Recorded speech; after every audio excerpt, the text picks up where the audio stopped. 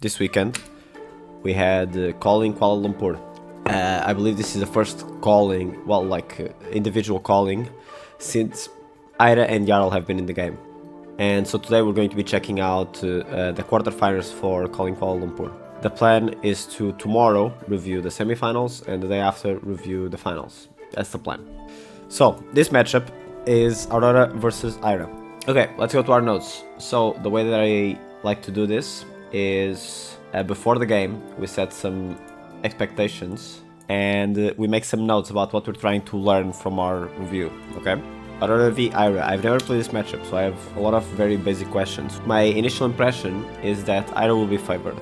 I think Aurora versus midrange often comes down to how often the midrange deck can actually block the on-it draw effects of Aurora. So how does this actually convert? The way that it usually goes down, in my opinion, is that if you have a lot of defense reactions and you can cover like Shadow Lightning Valley turns pretty reliably, you can cover Snatch, you can cover Burn Up Shock, all of that stuff. Usually I think the mid-range deck is pretty favored into Aurora, because when Aurora isn't drawing cards, she's just doing like pretty good damage. And if she's doing pretty good damage and you're hitting her back, because you're a mid-range deck, you're hitting her back like very efficiently, I think that's usually enough to get you there. However, that being said, we do need to consider some other stuff, like how does Ira interact with this idea in general, and I think she actually interacts really favorably. Ira has a lot of defense reactions. Ira, I think, has some of the most efficient 2-card hands in the game. So she does Kodashi for 1, Kodashi for 2, and then an attack for 5, so that's 8 value out of 2 cards, which is pretty comfortably above rate.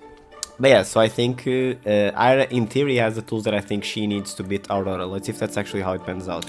Next thing that I'm looking out for is what archetype is Ira on. Ira has been just historically, she's kind of like the mid-range queen, right? She's very good at blocking with 2 cards and then pitching a blue, Kodashi attack, that's a 1 for 5, kind of overwhelm your opponents with mid-range and value. However, I think in the current meta, as an Ira player, there's kind of some incentives to play a bit more aggressive, and I'm really wondering if that's what Shoma is on here. You have to deal with decks like Enigma, you have to deal with decks like Counter Blessings New, and I think kind of the way to go over those is to have a more aggressive package, or maybe even just more aggressive cards in general, that you can pivot to if the situation calls for it. Oh, I'm also wondering if there's any Tiger stuff going on. Okay, what else am I looking out for? What is the Aurora build? So, there's been kind of this silent push and pull, silent war between Enigma players and everyone else, in my opinion. I think we're on like the 3rd iteration of this loop, where the aggro decks will come out with a very strong version of their deck. Enigma adapts to a very strong version, actually starts beating the aggro deck, and then the aggro deck adapts back, and then Enigma adapts back, and we go back and forth with this. This is kind of evident if you look at Pablo Pintor's list that won the calling in Lille, compared to Gregor's list that won Worlds, and then compared again to, let's say, Michael Fang's list that won the Battle Hardened Portland, I believe. I feel like since the Battle Hardened, since Michael Fang won, the vibe has kind of been like, okay, Enigma is just winning these now. Like, the aggro decks don't have a chance. But I don't think that's true, because, you know, if we look at the top 8 here, 0 Enigma, that's pretty crazy. And to me it suggests that these aggro decks that are here in top 8, they've all found a way to deal with Enigma, which is very interesting, and I'm looking forward to seeing if this Aura is playing any spicy stuff to counter Enigma. Okay, so as we're going through our review, these are kind of like the 3 big things we're going to be looking out for. Who do we think is favored in the matchup? What archetype is Ira on? And what is the Aurora build looking like nowadays? So let's jump into the review. Alrighty, so let's check out the equipment here. Ira is on the, I believe this is considered standard right now, this equipment suit. You have Mask of Momentum. You do that because you do Kodashi and then an attack, and if they don't block the final attack, you get an Arsenal, which is pretty good. We're on the Tiger Stripe Shuku. The Tiger Stripe Shuku isn't particularly good on Ira compared to the other ninjas, but the reason that you play this is because it's just the best alternative, right? Like, this blocks for 2. In most games, you'll be able to activate the ability like once or twice, so it's actually like 4 value. It's just a pretty good arm piece, even for Ira that doesn't necessarily want to do like these small little attacks. Then we have Tunic. obviously, very good on Ira. And then we have Tide Flippers, which is AB1. Then on the side of Aurora, we have Crown of Providence, Grasp of the Arknight, Dyadic Carapace, actually not Tunic, which is interesting, Snapdragon Scalers. Carapace here suggests that this Aurora wants to really like go in and kill Ira as quickly as possible, which I'm not sure if this is the right plan for Aurora, because I think if Ira chooses to grind you out, you are going to get into the grind game. There's no two ways about it. I don't think Aurora has the agency to force Ira to die, but let's see how it pans out. It's a classic Kodashi for 1. Okay, already we're seeing Scar for a Scar, right? Scar for a Scar almost certainly is part of an aggressive package that we want to include in the deck to deal with Enigma. Okay, and we see the first one for 5. It is Mauling Key. Interesting to note whether to kind of think about whether this is Mauling Key because we want 1 for 5, or if this is Mauling Key because we have some Tiger synergy. This kind of Tiger synergy is something that we're looking out for. Okay, Aurora on Sync below, so some kind of more mid-rangey plan here. Everything else we've seen from Aurora pretty standard. Starfall for 1 with no second intentions, no tricks. Surely I'm not going to give this go again. Okay, Electrostatic Discharge. No way, the sword will not go again. This is crazy, guys. Static Shock for 7 on it plus 1. This is a really good card. I like Static Shock a lot. A 044, sometimes 045. Blocks for 3. Delicious. Blocking with, I believe this is just a blue combo card and Flick Flap. Okay, so Shoma so far, we've only seen 1 turn obviously, but added defense reaction ready to block the arsenal. I believe Shoma was thinking there because there is an argument I think to set the defense reaction for something scarier here, if you're Shoma.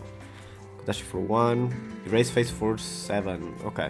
So Shoma is on Erase Face. Erase Face has kind of taken this weird place in the meta as the 3rd best disruptive 2-for-6 in the game. So if you'll remember, CNC has kind of been like just that bitch for a while. It's just the best disruptive 2-for-6 that you can play. For a while it's kind of like, yeah, you have CNC and then everything else is quite bad. Then Rosetta came out and then you have, okay, we have CNC and we have Weakest Link. Weakest Link is very effective against a lot of decks, so that was good. With MST, Zen also came out, and then against Zen we were also playing Amnesia. So those were kind of the 3. You had CNC, Weakest Link, Amnesia. However, now that Zen is less dominant in the meta, even though it's still very strong, Amnesia kind of fell off, and now Erase Face is coming in to replace it.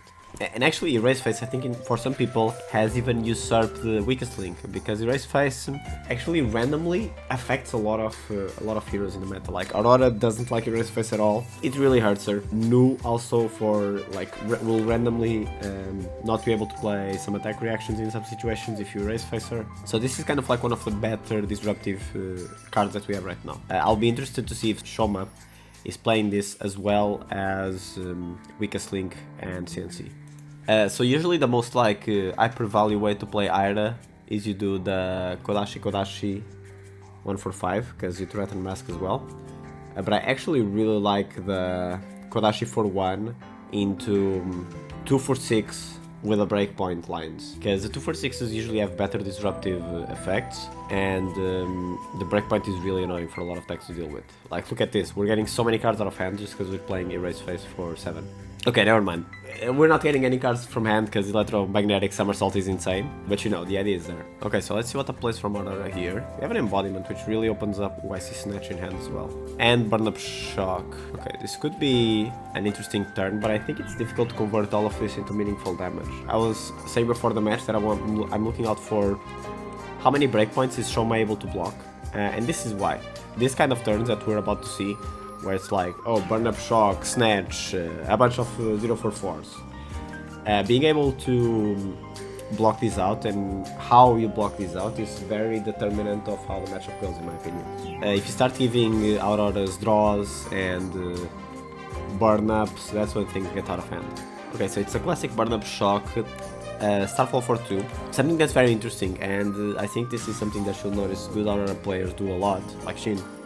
As Aurora, it's good to conceal how much gas you have in your hand, right? Because on the side of Jin, this is Jin.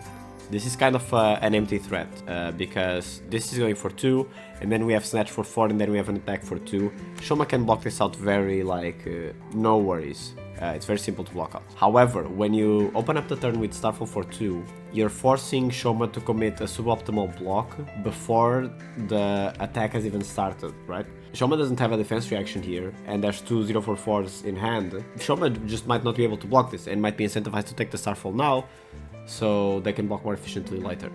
Ooh, Poison the Well in the hand of Shoma, very interesting. So taking 4 Counter Blessings new in a way as well. Yeah, so this is the situation, right? Like Shoma takes all of this damage, also with a non-block in hand, which is unfortunate. Interesting to note that Poison the Well makes the cut into the Aurora matchup, which means that it's just part of your blue base. And having some blues that don't block is pretty bold from Shoma. Okay, so now it's Net for 4 with Go again. Shoma really incentivized to block here. What are the last 2 cards in hand? Ooh, looking for a scrap, okay. So we see in the hand of Shoma some cards that are cluing us towards the question we had, right? We were wondering, oh, what build is Ira on? Shoma's deck is clearly built to deal with the 2 matchups that I identified as problems, which is no Counter Blessings, or just no in general, or just Counter Blessings in general. All of those are bad. And then Enigma. So for Counter Blessings, we're seeing Poison the Well, which is, you know, that's kind of like the card you bring nowadays. And then for Enigma, we've seen Scar for a Scar and Looking for a Scrap. These are not even ninja cards, notice. They're just good generic cards that are effective into Enigma, and Shoma is playing all of them. I really like Looking for a Scrap in Ira, I think it's very powerful. But this also means for Shoma that this hand kind of just blocks terribly. This is definitely a more aggressive slanted version of Ira. Shoma compelled to block with the Shuku and the Looking for Scrap here, which is crazy. Very big commitment pretty early into the game, right? And this Shuku, presumably, it's going to get you a lot more value. But there may also be an idea here that Shuku just isn't that... Oh, it's 2 Poison the Wells. Oh, I see. That is extremely unfortunate. Okay, so Bittering Thorns for 4 Go again, on it, +1 on the next attack. This is kind of like another great Ira card. Ira just really wears you down with all of these little +1s over the course of the game. And as an aggro deck, if you let this hit, it's a 1 for 5, which is pretty good. 1 for 5 Go again is pretty strong. Yeah, but so far the Aurora list is looking pretty standard. Aurora attacks the 4, says, I'm not scared of your puny damage. Kodashi for 1, and it's going to be a raise face to finish off the turn. With a Mask of Momentum triggered. Okay, that's good.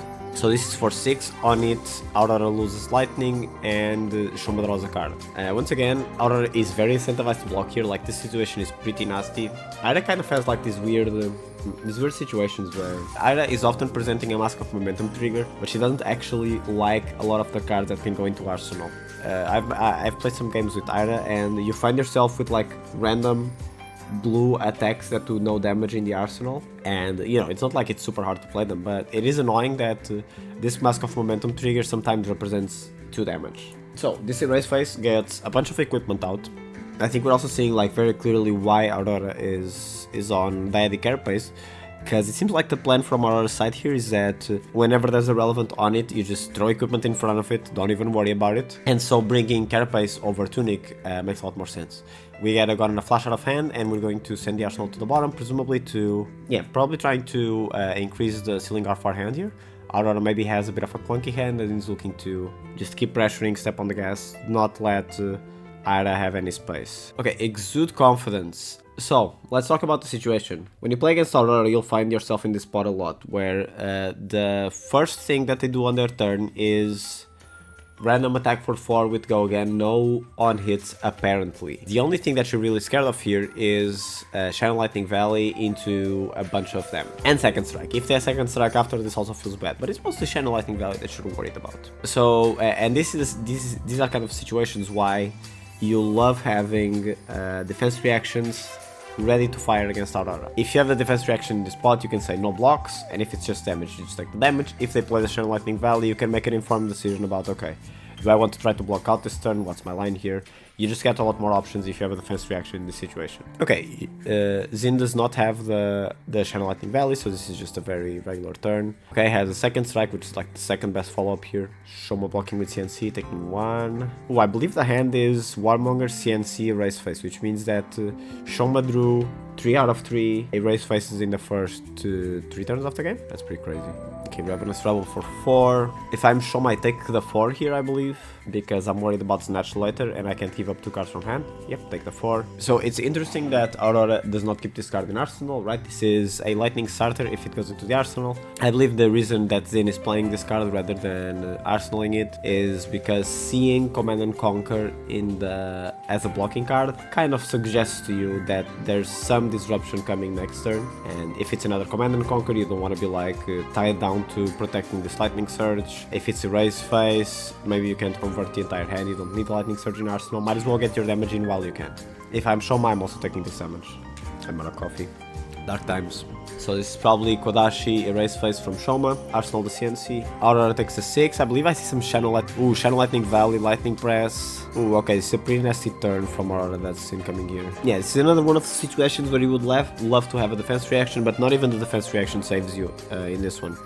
Because this Flittering Charge is backed up by Channel Lightning Valley and Lightning Press, which basically just means that Aurora is going to get everything that she wants. There's no real agency here if you're Shoma. Unless you actually know exactly the hand that Aurora is playing with, you can't protect yourself against this. Okay, blocking for 3, taking 4. No Channel Lightning Valley. Interesting. Okay, I think I know why. So this turn is 4 plus 3 to give it go again, and then 4 again. There is a line here if you're Aurora, where you're playing Channel Lightning Valley on the first chain link to get a draw, and then you play the second Flittering Charge with Lightning Press to get another go again and play out the draw. However, what's the problem with that? The problem with that is that you don't get to keep Channel Lightning Valley for more than one turn, right? And that's very bad if you're Aurora. Something that I've come to realize as I've played more with Channel Lightning Valley is that Channel Lightning Valley is only really like an insane card when you keep it around for more than one turn. If it's just one turn, a lot of times it just doesn't accomplish anything, right? You have to think about it this way. If you play Channel Lightning Valley and it draws you a card, all that the Channel Lightning Valley said is, I replace myself in the hand. Like, discard me, draw a different card. However, if you give it around for 2 turns and you get 2 draws off it, now you're cooking. Another great benefit of Channel Lightning Valley in the arsenal is that it baits out CNC that actually Shoma happens to have in the arsenal, right? Imagine that you're Shoma here and you have 2 disruption pieces to choose from, which I think he does, by the way. I think he has Weakest Link in hand and CNC in arsenal. Seeing a card in arsenal will kind of bait you into playing the CNC, and then Aurora gets to just go Channel Lightning Valley, and I'm going to attack undisrupted on the next turn. The only real flaw with this plan is what if we just draw a terrible hand from the side of Aurora. That would be pretty unfortunate.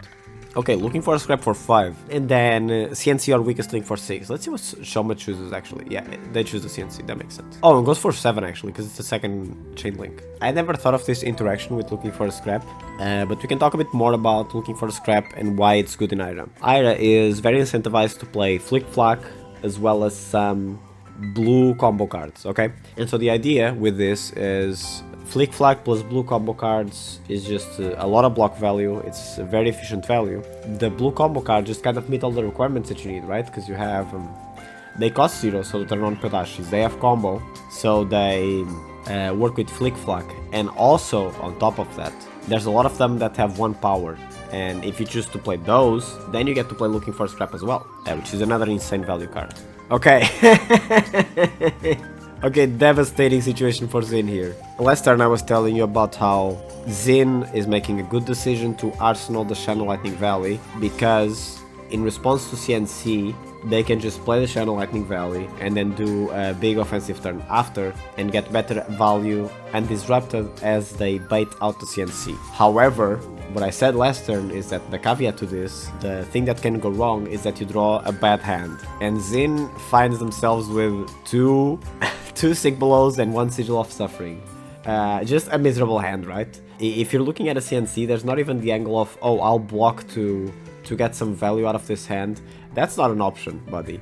This is going to be probably play Channel Lightning Valley, pitch 2 reds to make a Rune Chant, which is so crazy, and then pitch another red for Starfall, and that's probably your turn. I guess the silver lining on this for Zin is that they get to keep Sigil of Suffering in the arsenal with Channel Lightning Valley on the board, so maybe they can still get 2 draws if everything lines up well. Why? No, don't even do that. Just take it, it's fine. Okay, I'm just giga wrong. I thought that was Channel Lightning Valley, it's Entwined Lightning. My bad. Okay, so got in a flash, kind of bluffing that we have something here when we just don't really. Is this correct? So the line that I was suggesting was... Ah no, this is better, because you make an embodiment after. Never mind. Okay, Shoma taking 1. Zin pitches 2 to activate Aurora, makes an embodiment, passes turn back to Shoma. Shoma with a 4-card hand on offense, disruption in the arsenal, looking pretty good. This game looks to be determined by this turn, right? Most likely. I see Scar for a Scar, which is obviously live. We see a blue, okay, so Dagger for 1. Scar for 5, go again. Into... I'm not sure what the last card is, but ideally you would have a 0 for 4 and you would weakest link. But it's also fine if the card that you have in hand just goes into Arsenal for next turn. Because you're really putting on the pressure on Aurora here, and this is kind of where we expect the matchup to flip, right? So Aurora has been throughout the whole game basically saying no blocks, take everything, don't care what you're doing, la la la la. And now she's reaching the life total where she has to care, she's forced to start blocking. Aurora we know has Simple in the arsenal here. The question is whether they want to commit it here or they want to wait for the disruption piece. And this is kind of like one of the seminal flesh and blood situations that you find yourself in, is Simple in the arsenal, you're blocking something with go again and you're wondering if it's going to be CNC or something else after. Okay, blocking 1+4 on this Scar for Scar, I'm not sure that this is correct. On the side of Aurora, I don't love giving up armor on no on it. Zin being like, yeah, I had 3 defense reactions. Ravenous Rebel, Static Shock, Arcanite Shockwave, E-Strike, okay, Lightning Press. It's a pretty good hand. I think if you're Zin, the idea here is take as much as you can this turn, as much damage as you can, try to preserve your hand, and then you're going to do the Clown Party, E-Strike for 5, draw a card, Ravenous Rebel, Arcanite Shockwave with go again. You play the card that you draw off E-Strike, and then you Lightning Press at some point to try and finish off Shoma here. The problem is that Shoma has a disruption piece, yeah, and this kind of beefs the hand in a way, right?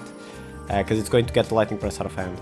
Yeah, and this is the point where if I'm Aurora, I'm very sad that I blocked with Carapace on the Scar for Scar, right? Because I think you're way happier to give up Ravenous Rebel and Enlightened Strike here to block out Weakest Link. Yeah, forced to give up Arcanite Shockwave and E-Strike, down to 2 cards, and this is kind of like the dream scenario for Shoma, right? Aurora is also forced to give up the embodiment that they had set up, revealing Entwine Lightning on top, keeping Lightning Press in hand. Shoma has Flick Flack in hand. The question is, do you want to Flick Flack here, or do you want to try and keep Flick Flack in arsenal and just go for a really offensive turn? Let's see. Okay, blocks for 3. Oh, plays Lightning Press immediately. Very interesting. I guess you're still scared of the Arsenal disruption, which makes sense. So before I describe this scenario to you, as Aurora, you choose to put Channel Lightning Valley in the Arsenal rather than playing it because you're trying to get the most value out of it. Since it's an instant, you get to play it in response to CNC. I describe this as something that is good for Aurora. So what's the difference here? Why are we playing Lightning Press instead of arsenaling it? The reason is that playing Lightning Press on the opponent's turn is actually way harder. It needs to be an attack action with cost 1 or less, and it actually will just have the effect, right? You can just play it out all willy-nilly like you do with Channel Lightning Valley.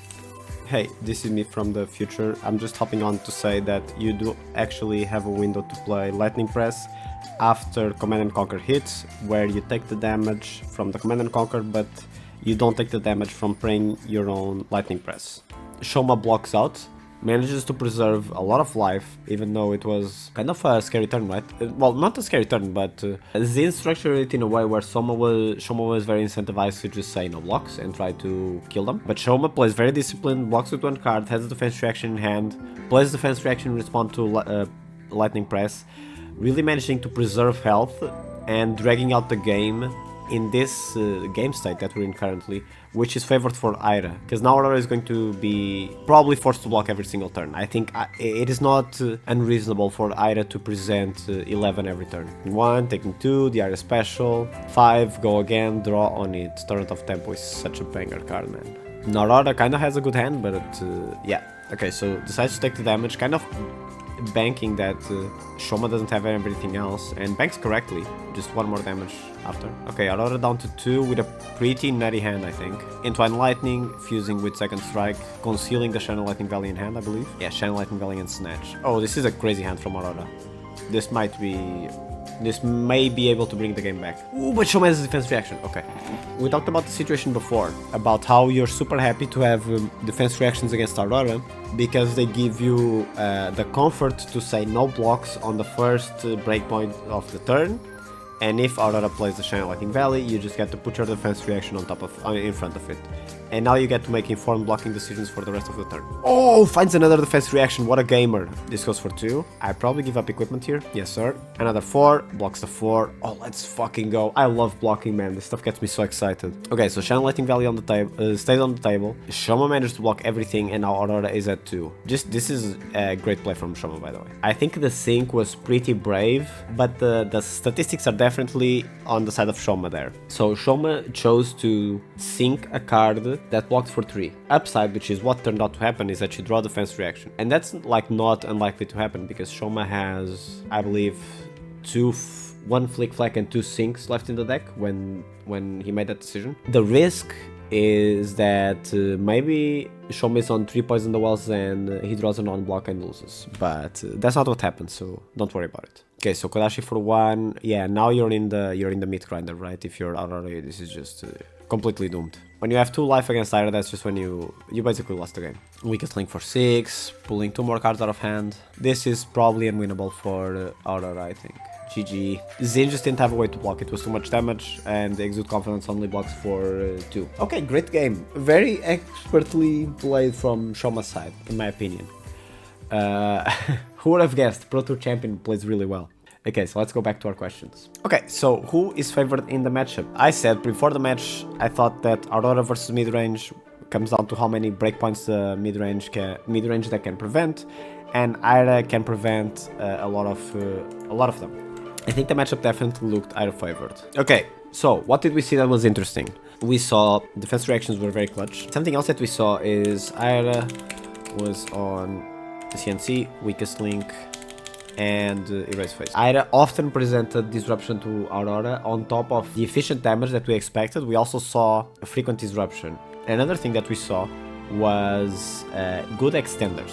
So Ira was on CNC, weakest link and Erase Face. Okay, so this is something that I hadn't thought about before, but it looked, based on this game and based on like my own experience with Aurora, it seems like having these extenders in your deck, like looking for a scrap, scar for a scar, is actually good into Aurora, because it is not uncommon for Aurora to take to do like some below rate turns where they don't attack very much in order to set up like an insane next turn. And we saw in this game that Ira, when Aurora gave them space, Ira just converted the entire hand. Like, right, we saw looking for a scrap into CNC, we saw like Kodashi, Scar for a Scar, we saw Kodashi Bittering Thorns. So Ira played a lot of extenders, which looked very relevant in this matchup, which I wasn't expecting. I didn't think the extenders would be like relevant here.